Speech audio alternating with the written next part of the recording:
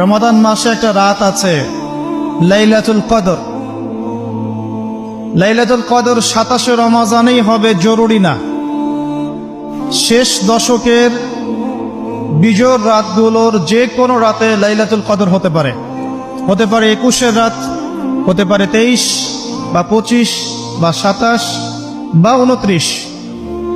ইন্না আনজালনাহু ফি লাইলাতুল কদর, আল্লাহ পাক বলছে নিঃসন্দেহে আমি কোরআনকে নাযিল করেছি লাইলাতুল কদরে।